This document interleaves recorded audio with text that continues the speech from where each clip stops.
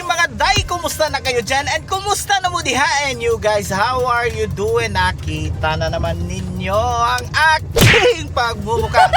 Ayun guys, welcome back to the another vlog. Nandito tayo ngayon sa Pilipinas, So sa pagka ngayon ay sobrang init talaga ngayon, pinapawisan ako. Ewan ko ba, mainit naman talaga din ang Saudi, pero ewan ko ba, parang mas pinapawisan ako dito sa Pilipinas. Siguro sobrang humid lang siguro guys, So ayun guys, welcome back again to my vlog. So mahigit isang buwan yata ako hindi nakapag-vlog. So ayun guys, ano bang meron ngayon, So nandito tayo ngayon para ikumusta natin kung kumusta na kaya ang ating Wagon R. Since 1 year ago, ang ating Wagon R ay umabot na ng 14K viewers na syempre nag-accelerate yung ating previous video last year tungkol sa ating Wagon R. So maraming katanungan sa akin nung nandun pa ako sa Saudi na saan ko nabili ang Wagon R, kumusta ang performance ng Wagon R, hindi ba siya madaling masira. So eto ngayon guys, sasagutin ko na lahat ng mga ninyo, yung mga katanungan ninyo previously sa aking Wagon R vlog nung last year.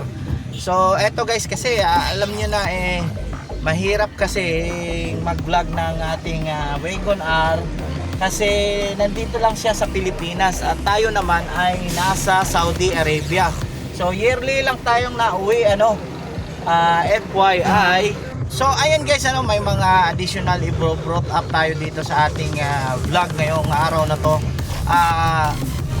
Kumusta ba ang ating Wagon R?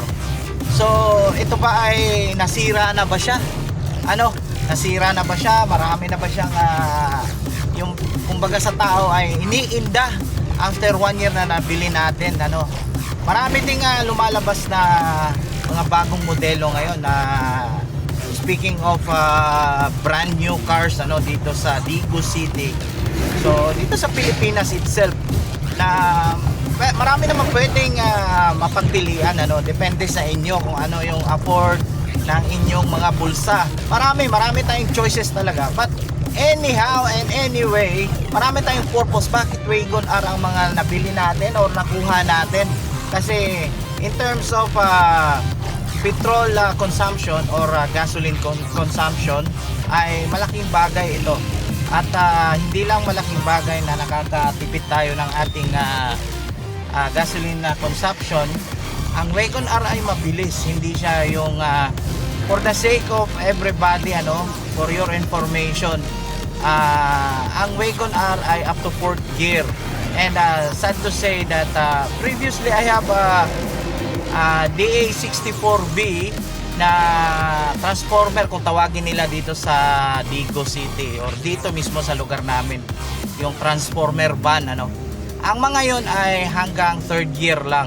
So automatic din naman siya, may manual din yung DA64B, but etong Wagon R ay up to 4th gear engagement. So ayun nga, babalik natin yung mga specification nitong ating Wagon R variable na o kahit na anong gear position pa siya ay madali siyang mag-shift at smooth na smooth.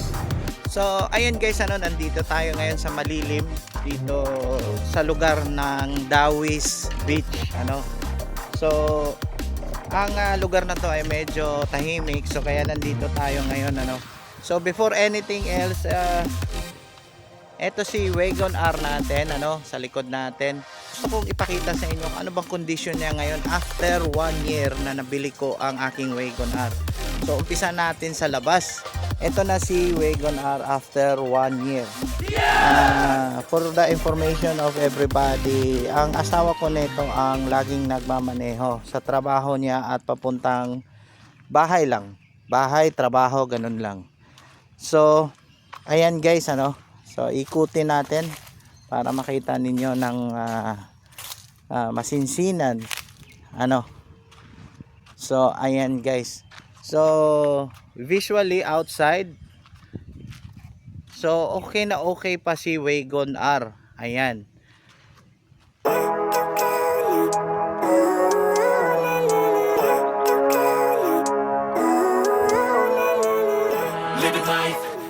So secondly, so puntahan natin ang loob para makita natin kung ano ba ang condition ngayon sa loob si Wagon R. I don't really think anyone can save me, and honestly I'm not really sure I want saving. So ayan.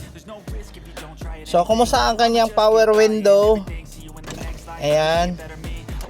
Gumagana pa ang lahat. Saka sa likod din. At saka sa kabila. So ayan. So ayan guys, wala namang problema si Wagon R. At dito naman sa shifting gear niya, okay naman ang lahat. So wala namang palya dito. At ayun. Ano pa? Foot brake. Yan ang foot brake natin. Yan. Okay. Okay na okay ang lahat.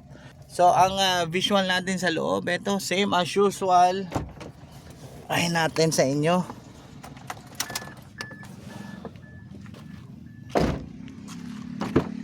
So ayan ang loob, yun pa rin. So matibay siya, so wala namang nagbago. Siyempre ginamit naman siya ng isang taon, so medyo lumuma siya ng konti, so ayan.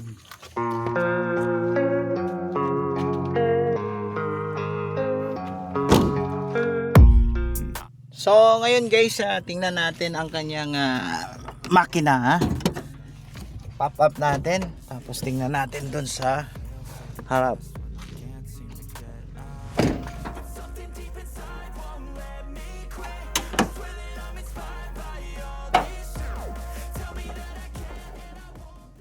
So eto na guys ang makina ni Wagon R. So still malinis pa din. Ang kanyang compressor ay walang kapalyar-palyar. Ayan. At still dry pa rin, So kailangan tingnan natin talaga yan. Yung alternator. Ayan, okay naman. So far so good. Yung baterya niya, hindi pa ako nagpalit. So after 1 year, still buhay pa din ang ating baterya. So eto, pinalitan ko pala ng ng coolant ang ating Wagon R. Pag dating ko, bumili ako ng coolant. Yung binili ko palang coolant ay galing sa Saudi ko pa nabili yon. So pagdating ko, drainain ko yung aking previous coolant. At ayun, pinalitan natin yung coolant ni Wagon R. So ang kulay pala ng coolant natin ay red, red ang kanyang kulay ngayon. So anti-freeze siya na Fudge, ang brand, made in Germany. So yun, mas maganda kasi nakakatulong din yon ng magandang cooling system ng ating makina at yung ating radiator. So desire your worst so you can just hide while I work. I'm tired. So actually guys, may nagtanong sa akin previously kung paano ba ang takbo niya pag umakyat siya ng bundok, yung mga aakyatin na mga daan. So nung previous vlog ko, yun yung mga time na brinake in ko tong Wagon R papunta doon sa Kapatagan. So ang Kapatagan is sobrang tarik yan. So okay naman nung araw na yon, yung mga time na yon, So nandun yun sa mga video ko kung ano yung mga gusto niyo makita. So siguro guys, kung may mga katanungan pa kayo at wag niyong kalimutan mag-comment down below sa aking comment section para malalaman natin kung ano pwede nating isagot doon sa mga tanong ninyo. So siguro naman guys, kung nagtanong kayo kung worth it ba ang ating Wagon R. Ang Wagon R ay napakatipid kasi 660cc lang siya at 4th gear engagement yung gear variable niya at of course CVT siya. Pwede rin siyang i-long distance kasi naibiyahe ko na to nung last year doon sa Cagayan de Oro City at inakyat ko na rin to ng mga bundok like Bukidnon and Kapatagan. So ayun guys, tested na siya. And ang ating mga sasakyan kasi nagdidepende yan kung paano natin i-maintain. Kasi kung hindi naman tayo marunong mag-maintain ng ating sasakyan, hindi rin siya tatagal. Kahit brand new pa siya or second hand pa siya or yung mga nire-recondition ng mga sasakyan. So alam nyo guys, yun naman talaga ang dapat. Kailangan nating asikasuhin ang ating mga sasakyan kasi yan ang pag-maintain ay yun yung buhay ng ating mga sasakyan. So yun lang naman guys, like for example yung maintenance natin like change oil, pagpapalit ng mga under chassis equipment like rubber bushing and tie rod inner and outer and etc. So ayun guys, hindi ko na siguro patatagalin ang vlog na to at wag niyo sanang kalimutan mag-subscribe sa aking channel para updated kayo sa mga susunod ko na mga video at lagi niyong tandaan, just only love mga bye mga day. So see you on my next vlog. Peace.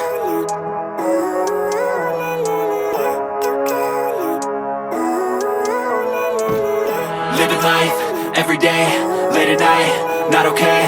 All I want, and I pray, all I need are some better days. Fuck me, I'm looking in the mirror, so foggy, but I've never seen clearer. I don't really think anyone can save me, and honestly I'm not really sure I want saving. I like to be my own worst enemy. There's no risk if you don't try at anything, so I'ma just keep buying everything.